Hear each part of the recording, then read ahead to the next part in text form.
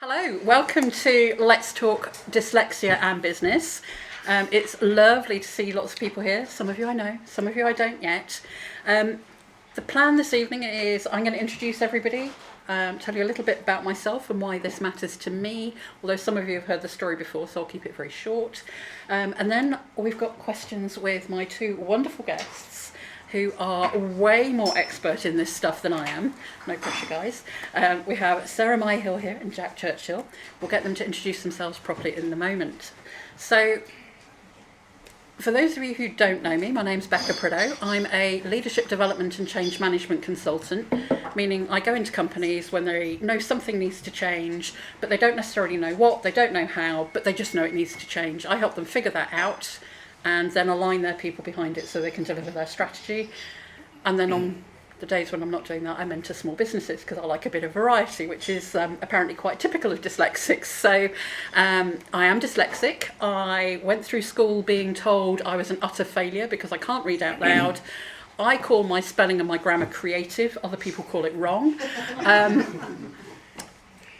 Priscilla is here. She's worked on some pantos with me. She'll have tripped across some script errors that are never should have made the stage.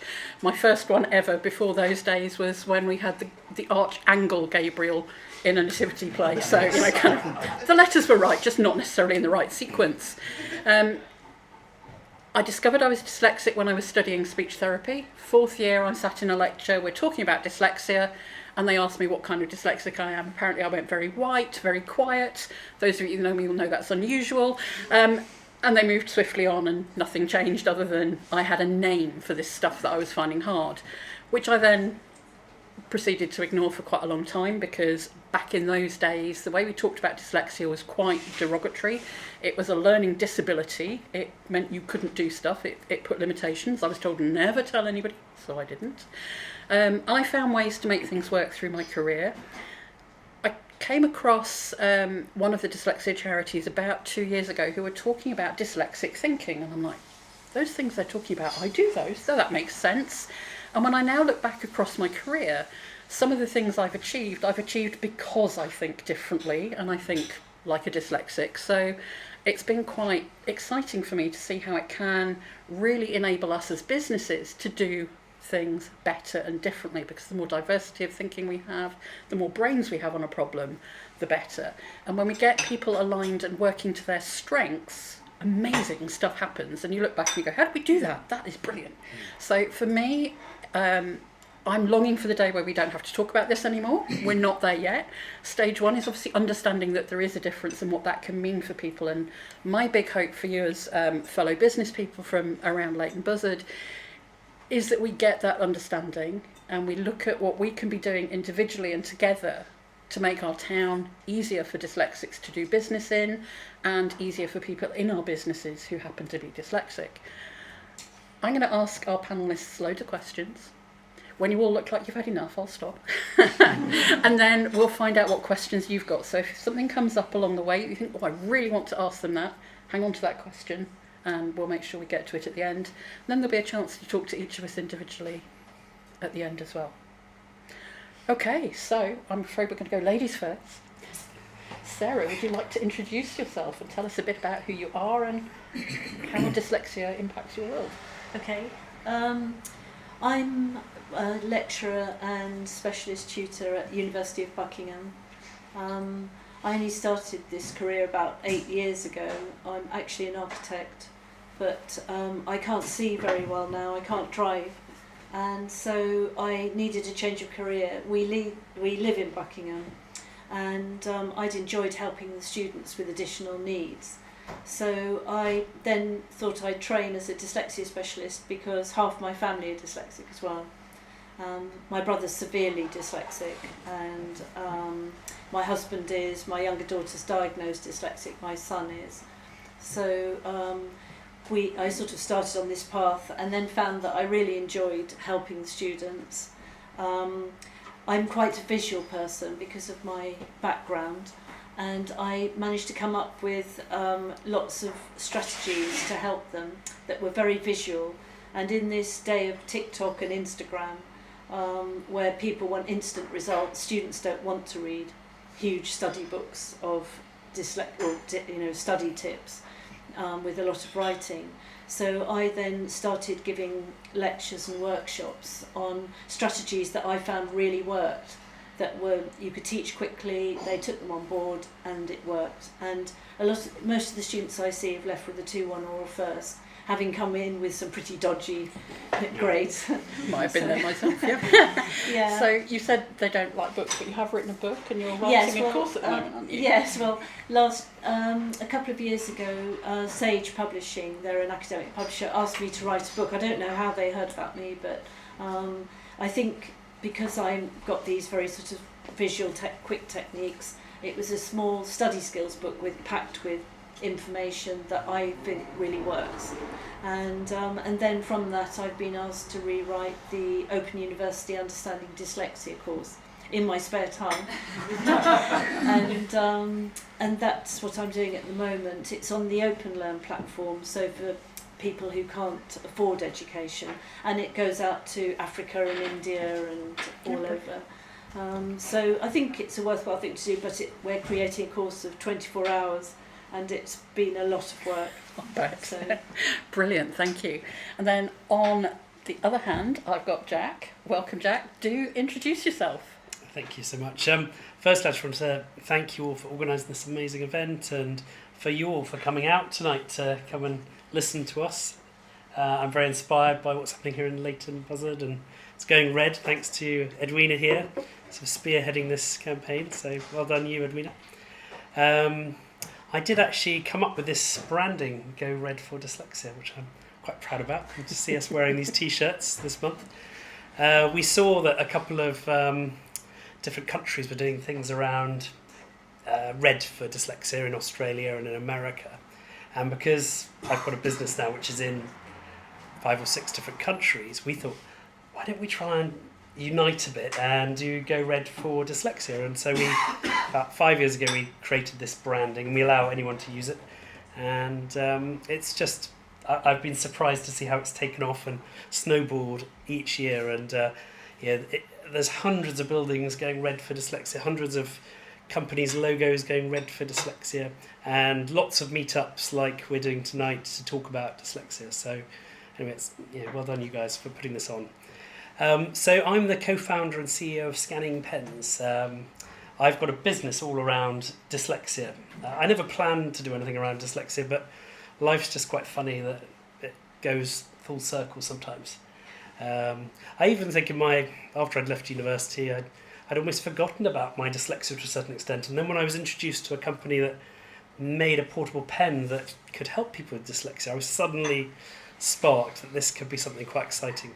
And that was 20 years ago now, and I've got a business partner, and we've worked all this time together on making technology for supporting young people and adults to access printed materials anywhere, anytime. This is actually the C-Pen Reader 2, and it's just a portable device. You scan it over words and it instantly reads aloud to you, and it has a speaker and headphones that plug in. Our kind of big breakthrough came about 8 years ago now, when firstly we managed to persuade a new company, a Swedish company, to make us a new generation of pen scanner that was fast, accurate, had a brilliant human sounding voice, and so that was great. And then the second thing was the exam boards. This was the real game changer. They allowed the orange version of this pen, the exam reader pen, to be used in any GCSE or A-level without the need for accommodations or access arrangements. They said as long as it's your normal way of working, you can use it in any exam. Because you're not being tested on your reading ability in a geography exam, you're being tested on your knowledge of geography. And if you can't decode the words on that question paper, you can't answer it. And it was really solving a problem for them, twofold. Firstly, they wanted kids to leave school and go into the workplace without needing humans to sit next to them all the time and help them. They wanted them to be empowered and independent. And then the second thing was there were quite a lot of schools with 30 kids taking one exam who, whether they had English as an additional language or dyslexia or undiagnosed literacy difficulties, they were having to put these children in separate rooms with human readers and separate invigilators, and it was so resource heavy for these schools. So our technology has helped solve a problem and helped to empower people to hopefully get the grades and get on with their lives. But yeah, I know I'm really proud to be dyslexic. I'm proud to have a company now that employs 140 people in 5 different countries. And actually, at the end of last year, I was shocked to be awarded an OBE in the King's first New Year's Honours. So it's been a really fun journey, actually. So as I say, 2 real experts and someone who's dealt with it in their own kind of little quiet way. Something that is really striking to me is how we talk about dyslexia has changed so much over the years since, I mentioned, since I was in school, and things like this are amazing and there's support like that. But there's a lot of myths around dyslexia. What myths do you think we really need to bust? I think the one that it's just it's just people who can't read very well, or people who mix up their letters or their words. It's so much, it's that, but it's so much more. But there are so many strengths with dyslexia as well. And I just think we need to start sort of celebrating the fact that there's the creative thinking and sort of the problem solving skills. And I've seen it in my own family, the resourcefulness. And I just think we need to start promoting that. And there's a lot of international students at Buckingham. In Africa, various areas of Africa, it's seen as a curse. And I think that they come over here, they say, I'm not very bright, but I'm here. I screen them for dyslexia. I say, no, you are, but you've just got dyslexia. They then say, oh, but I just show them that you can do well, and that I think busting the myth that you can't do well, that you'll never achieve anything. You absolutely will, and Jack's sort of living proof of that. Absolutely. And I think kind of the realisation for me when I understood it was dyslexia, not just I can't read, which is what I thought it was, or I'm really slow, that my brain is wired differently. And that was for me quite like, oh, okay, now I can work with that. I wonder what your perspective on this is, Jack. I mean, I think just following on from what you said, I think the biggest myth for me is that those young people who are undiagnosed, they're not stupid. And certainly when I was at school, we had to do homework and stuff, and the following week there would be a list on the wall in your classroom when you went in, and it would show how well you've done. And I would always be at the bottom of that list of, I mean, I'm sure they don't do this nowadays, this public shaming of how well you've done in your homework and all the rest. I mean, there's lots of things they don't do anymore, which is great. But I think busting that myth that by getting that dyslexia assessment and finding out that you're dyslexic, or perhaps have some other issue that there are lots of resources and support out there for, I think is the best thing. And when I got that assessment when I was 14, which is probably regarded as quite old nowadays, you really probably want to get diagnosed aged 8 or 9, I would have thought, because then you can get 3 or 4 years of good phonics and other support, and then by the time you're heading into secondary school, you're back on track with your peer group, able to work alongside them and hopefully get the exam results that you deserve at that point. Certainly when I've been into some specialist dyslexia schools, that's what they do. I was shocked that they push them back out by secondary and they say, look, these children are now ready for mainstream secondary school. And I thought that was really refreshing. No, it sounds brilliant. And if we then think about people get through education, they then have to come out into this big wide world of work, and we need them in our businesses and as customers and things. Why should businesses care about dyslexia? I'm going to come to you first, Jack. Well, you don't have to go too far nowadays to hear some pretty important business directors and organisation CEOs talking about why you need dyslexic people in your organisation. I mean, we've heard quite a few times now from people like GCHQ who say that they're desperate to get more neurodiverse thinkers within their organisation, and it's fantastic to have people coming out and saying this, because they're absolutely right. We need to. If you put the same group of people in the same room, you're going to get the same answer at the end of the day. But if you bring some different people from different backgrounds and different ways of thinking into a room, you're going to get different ideas and suggestions, and you're going to really be able to innovate. I don't think innovation can happen just with a group of people who think along the same line. And I think also after 9/11, it was a big criticism of the American sort of agents, defense agencies, that they had lots of sort of middle-ranking white people working for their offices because they hadn't thought out of the box. They hadn't considered some of this stuff. And after 9/11, they included a lot more people with different ways of thinking and different diversities. And this is, I think, the way forward. We need to have, mixed views, mixed opinions on all boards across all companies, and not just the boards, also, all ranks in the business. Sounds good to me. Is there anything you'd like to add to that? No, I just think putting together neurodiverse teams is something that businesses have missed in the past. I do understand that there can be frustrations for other members of the team, but I think if you then start to understand people's strengths and weaknesses, and also that people start to understand their strengths and weaknesses themselves, because a lot of people have low self-esteem with dyslexia. So you need to start thinking about what you're good at and actually be a self-advocate for that. A lot of people won't say what they're good at. If you ask most people, they just sort of go, "Oh, I'm not very good at anything."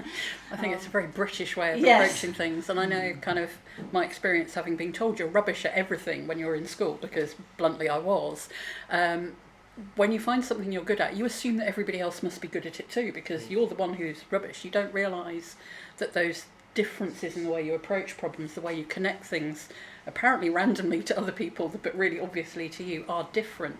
You just assume that everybody can do it because you can, and I think it's something I notice with people is they're not always great at identifying their strengths. No, absolutely not. What are your suggestions for helping them with that? Well, I teach metacognition, which is basically thinking about your thinking, how you think and learn best.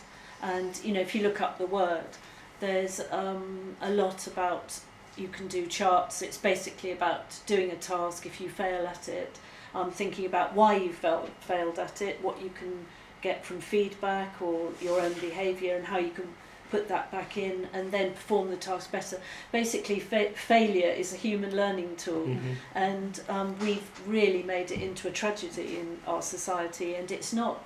It's a stepping stone to success, and everybody should be learning from failing, because otherwise you don't get to be CEO by just jumping straight into the shoes of a CEO.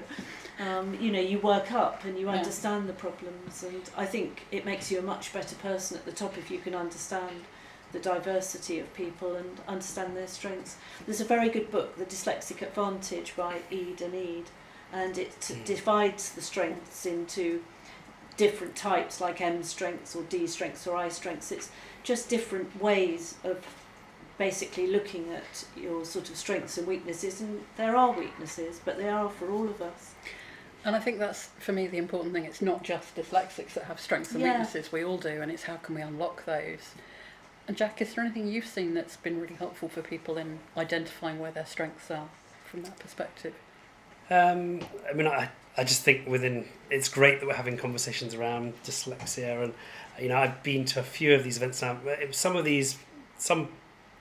Even cities now are organising like neurodiversity networks. So I went down to the Plymouth launch of their neurodiversity network, and people are coming together and talking about jobs and how to get a job, and also how to employ people and get the best out of them. And I think you're absolutely right. You need to talk to them and understand how you can address those strengths and weaknesses, and help them to deliver on their work every day of the week, how to get organised.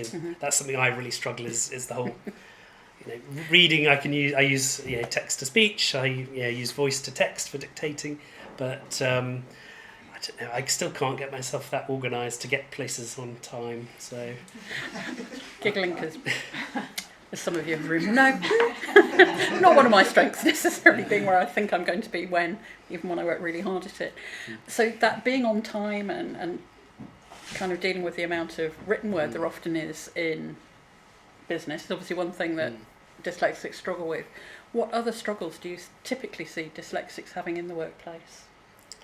Well, I think one of the main struggles is whether you identify yourself to Yeah. your employer, and it always seems to be a bit chicken and egg, because if you don't identify yourself to your employer, it's really hard for them to support you. So, I would hope nowadays, lots of companies have got very disability, equality and inclusion teams, or HR managers who are supportive, and you can approach them and say, look, I could do with a bit of extra help and support, or could I have an assessment to just see whether I've got dyslexia, and find out more about what I could be doing to become a more productive employee. So I think we've got quite a lot of small businesses in the room, as well as larger businesses, where you don't necessarily have that HR department or those people who are specialists. So I think for all of us as leaders of organisations, there's a bit around making it okay for people to come and tell us that kind of thing. I remember going out into the world of work being told, don't ever tell anybody, you'll never get a job, don't mention it at interview, whatever you do, don't tell them, hide it away. Not necessarily the most productive strategy, I'd suggest. What do you typically see, Sarah? Well, a lot of students have asked me whether they should disclose or not. I think it's a very personal decision, because it depends on your confidence. If you're sort of quite confident in your abilities, but if you feel that telling somebody is going to be detrimental to you, I think it's going to be quite hard for you to do that. Mm-hmm. But I think, as Jack says, talking about dyslexia more. I think it's not just dyslexia now, is it? It's neurodiverse, because so many people have concentration issues, ADHD. It's all becoming more talked about. But we really need to promote the strengths so that employers can see that there are advantages to employing someone. And if you can say, I'm good at this, but I'm not so good at that, they'll actually know to put you with somebody. I mean, I don't think I've got dyslexia, but I've got a lot of dyslexic traits, and I feel I hate admin, and I procrastinate, and you struggle with time as well. So I really understand. But if you were but I have loads of ideas. So if I was put with somebody, like a friend of mine who said, I've always wanted to be a PA, and I was sort of like, why? Meet Amy. Well, actually, it's classic, because I didn't realise this originally, but my business partner who I made friends with at university, he is almost like opposite to me. He's super organised. As soon as your email drops into his inbox, he categorises into ASAP 1, ASAP 2, ASAP 3. Whereas I'm someone who, I look at the most recent emails that come into my inbox, and the ones that have dropped down to like sort of page 4 don't really get a look in, unfortunately, unless people send a reminder. So I think it is really helpful to actually work with and work with people who are different to you and who are perhaps super organised if you're not super organised. And there's a book called, it's got an orange cover. Sorry, Ken knows I do this quite a lot. I can see the book. It's called Rocket Fuel. And it talks about how for a company to be really successful, you need a visionary, so an ideas person, and what they call an implementer, so somebody who can make those apparently weird and wacky ideas come to life. And that's what I think you're both describing, is having that balance within any organisation is really important. Yeah. I had a really good follow-up question. It's gone totally out of my mind now. So we talked about some of the struggles that people kind of can see in the workplace, and kind of, for me, the other big one is the sheer volume of stuff that comes in on email. You talk about the 4th page. That would be fine if they were one-liners, but they tend to have essays. So if you think about dyslexics in the workplace, how can we make it simpler for them to interact in? What easy things can people do? I think getting the big picture of things before you go into the detail is important for students with reading, writing, everything. So I always say, look through your lecture slides, look through any book or article before you go into the detail. So it's a bit like the picture on a box lid of a jigsaw. You wouldn't be able to do the jigsaw unless you saw that. And then even with reading, I say try and read something 4 times more quickly than once slowly. So ploughing through big documents and things. It's so much easier if you get the big picture and then you start understanding the bullet points and the subheadings and things, and then see where you might need to read in more detail. But fonts are really important. Times Roman and Georgia are awful for people with dyslexia. They look as though they've got little spiders all over them. And so use Verdana, Arial, have lots of space around the words, lots of bullet points. I think instructions, if they're written, should be very clear. Those sort of things. Space between each step, because it's very easy as a dyslexic to lose your place on a list. So having a bit of a gap between them, it sounds silly, but it makes a really big difference for me. And visual sensitivities go with dyslexia quite highly. I think people with dyslexia have 70% visual sensitivities, whereas it's 12% for the general population. So try and make things look easier to read. If somebody's faced with a big block of text, they're just going to say no. Use diagrams, infographics, follow up in verbal instructions with written instructions. A lot of people could be sensitive to noise. They may want to be sitting in the corner, not be in with the rest of the people. I think it's basically asking people to think about what's the best working environment for them as well. I think a lot of people don't actually think about what they like and don't like, what their strengths and weaknesses are. And I think probably a questionnaire at the beginning, just asking those things might be good. Yeah, sounds good. And Jack, are there any other strategies you think are really helpful? Obviously, other than having a reading pen. Which... Well, a reading pen, obviously. I think sort of just following on from what you were saying, it is really helpful to have the right technology, the right help. And I sometimes think that whether you're in a school or you're in a workplace, creating champions can be quite a good thing to do. And it could be making that dyslexic person becoming a champion in the workplace. And perhaps they have strategies they can share with other people.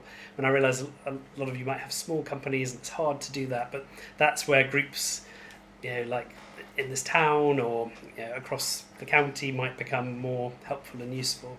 Or even the local Chamber of Commerce might also have some strategies as well. But the thing I've loved about I've seen two groups of school kids who are like champions, and what they do is they have 5 or 6 different kids who are dyslexic across different age range, and they'll have an event once a month, and they will invite dyslexic parents and their children and other teachers to come along and listen.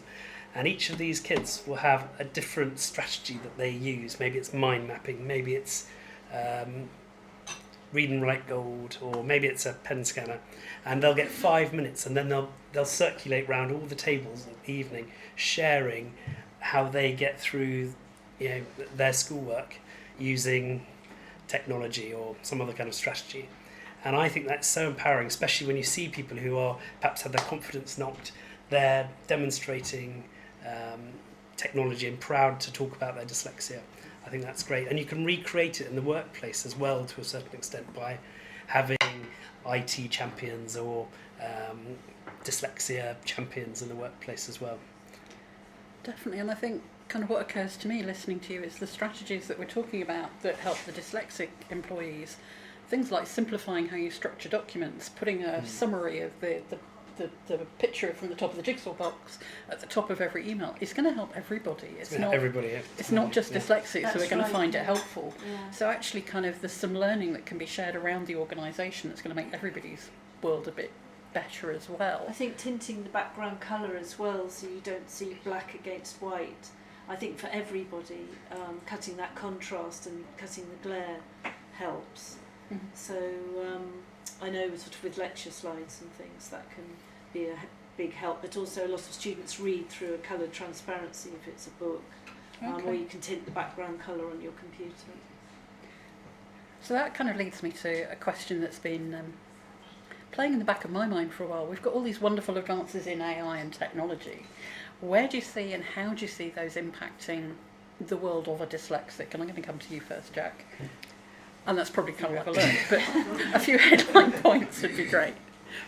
So, I mean, I didn't really know anything about AI or chat GBT until recently, and I just didn't really work out how it fitted in with dyslexia either. I mean, I think two things I've realised about these things are, one, I heard someone on the radio saying that they set themselves 4 hours to turn their podcasts into videos or something on their website, and they managed to ask AI to do that for them, to convert their podcasts and put them onto a website for them. And I thought that was brilliant. And then they also asked the same system to make a whole website about themselves and what they do, and they said, this is what I am, this is what I do, this is blah blah blah, and literally it was created in 3 or 4 hours. It seems like you can create a lot of stuff very quickly. I don't know how good it is. Obviously, AI is as good as the questions you ask it, as it were. But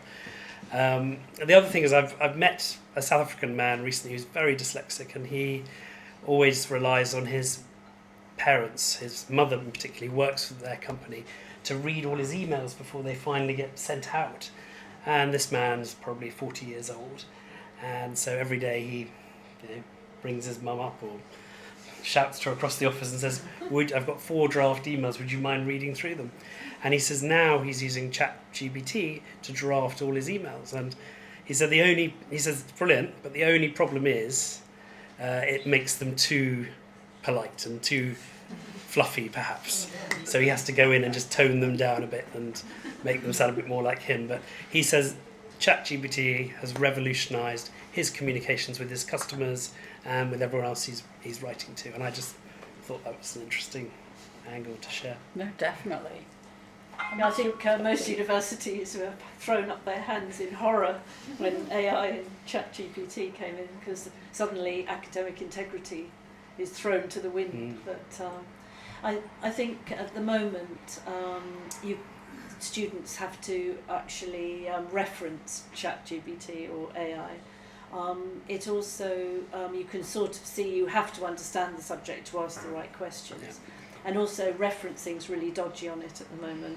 It'll just, what do they call it, ghosts or something, or illusions, where it will suddenly be writing and then it will throw in something completely out of the blue, and you don't have a clue, so you can pick up that they're using it.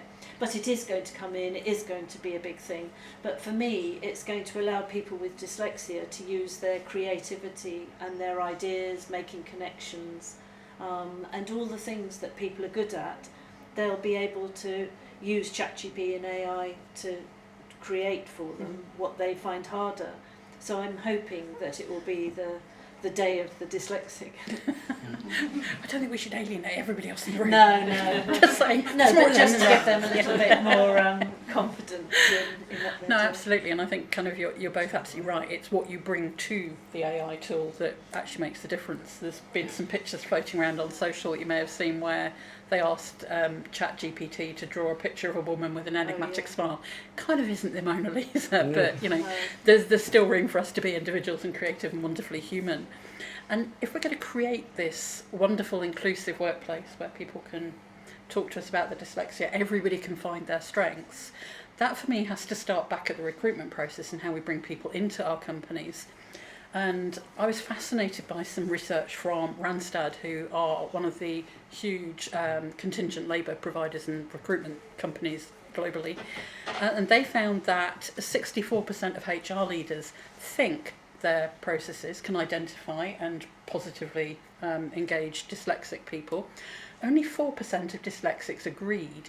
It's a huge gap, and that's before the 30-something percent who didn't even think they could do it. What do you think companies need to do in their recruitment processes to bring in dyslexic people?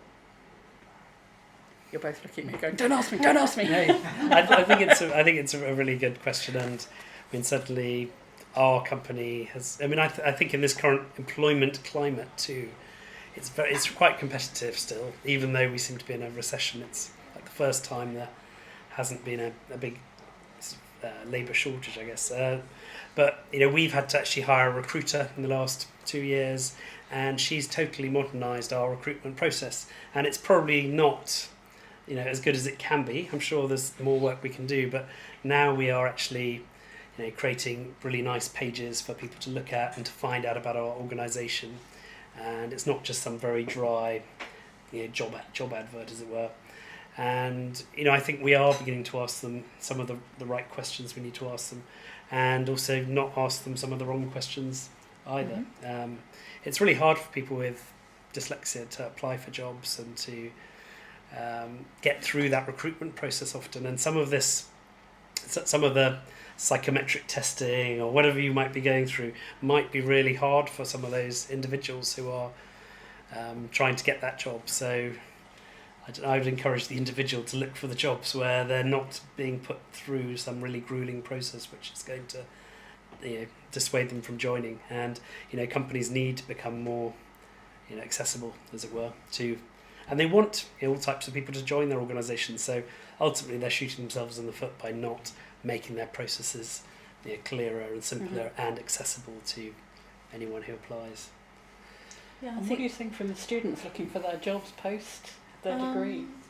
I think that it's what we said earlier, really. If you can make things good for people with dyslexia, it's actually benefiting everybody. Mm. We're living in an age where some of the medical students I see can only concentrate for less than 10 minutes. Well, you can't really learn if you can't concentrate. So obviously concentration issues go with being dyslexic as well, because you don't want to start because it's going to be more difficult. But I think we need to come up with strategies now that are going to help everybody, and then people with dyslexia are just included in that anyway. So they're being helped, but we're also just helping other people to learn better. And I think it's we need strategies that are going to really be good for everybody. I think as small businesses, for those of us that with small business locally, we have that flexibility in our recruitment process to have a number of short conversations to figure if we want to bring somebody in to interview, rather than necessarily making them fill in a 500-page application form where you've given them 300 pages of text to read first. Because as a dyslexic, I can tell you that just tells me I'm not working with you because I can't get through that. Maybe you'll think that's a good thing.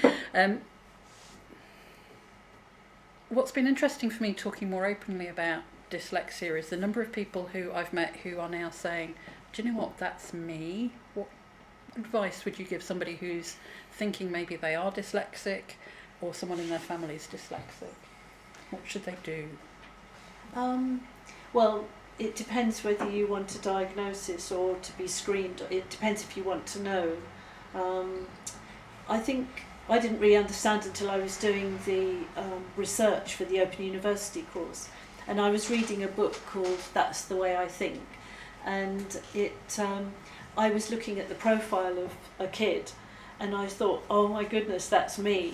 And I've probably got ADD, so probably not ADHD, but I find I'm a terrible procrastinator at school, revised my A-levels the night before, have time issues and things. And I was just going, gosh, I can't believe that. But I think it's good to find out about yourself. And I said to my husband, I think I've got ADD. And he goes, well, so what? You're still the same person, just get on with it. And I just said, no, I think it's good that I know, because now I can be less hard on myself and think, actually, there might be a reason for me being like this. And perhaps I can sort of look, I know I'm very creative, I have loads of ideas. I've just got to think, well, actually, yes, that goes alongside the more difficult aspects. So it comes back to that understanding yourself and your strengths. It does, yeah. I'm a great promoter of trying to understand yourself and your strengths and weaknesses. And obviously you got a diagnosis at 14. Yep. So not yesterday. No. What advice would you give somebody in that situation? Well, whether you're a parent or an individual, someone said this phrase to me recently, and it just rings true so much. You only know what you know.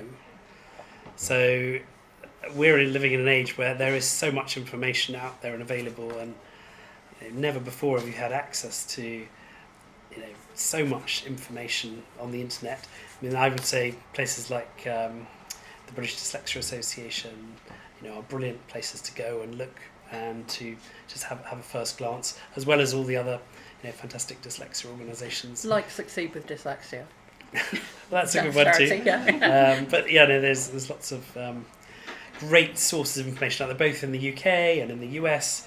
And there's so much kit that can help you too. I mean, most of us don't realise how much accessibility we've got on our phones and tablets and computers.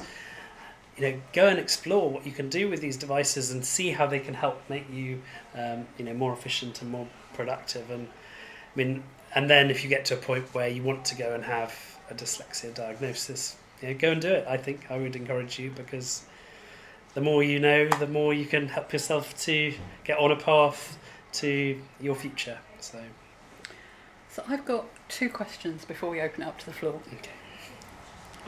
The first one is, if you could encourage everybody in this room to do one thing as a result of having been here today, what would you hope they would do? I'm going to come to you first.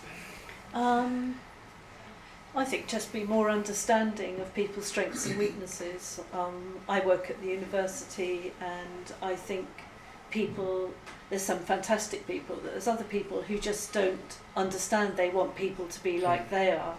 And as Jack says, it's so beneficial to know that perhaps you struggle with something, but for other people to understand that, okay, you feel safe to say you struggle with something, but they can also see that you're good at other things, and then they are obviously not so good at other things, and you might fill that gap. I think it's about being more tolerant and understanding of each other, really. So that's one thing for us to do. Jack, what would yours be? I think, we've had a conversation here tonight. I would encourage you all to go back to your places of work and consider starting a conversation. You could say, look, we've been to a Go Red for Dyslexia event last night, and I want to start a conversation in our office about how we can be more dyslexia friendly or neurodiverse, as it were, and what we should be doing. And maybe it's a matter of making your websites more accessible. Maybe it's a matter of getting more support with how to use your computers in the office. And maybe it's about rethinking your recruitment process and making it more accessible. I think to start a conversation with people in your office would be a good place to begin. Sounds good. So this last question from me, I hope, is a really easy one. If people want to find out more about you and what you do, obviously we're going to be around after this conversation. What's the best way for them to find you? Well, I'm very active on LinkedIn, so you can look me up on LinkedIn or Instagram. And yeah, my company's called Scanning Pens, and you can go there and find out more information about the technology we provide. Brilliant. I'm pretty active on LinkedIn as well. I have a little QR code.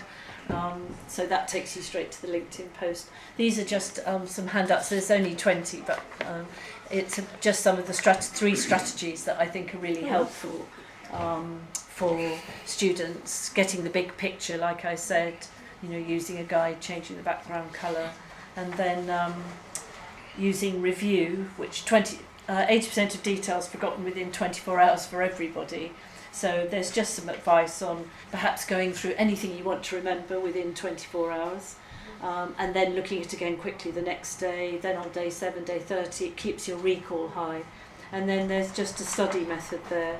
The line at the bottom, somebody who's studying for 2.5 hours without a break, your concentration and recall goes right down.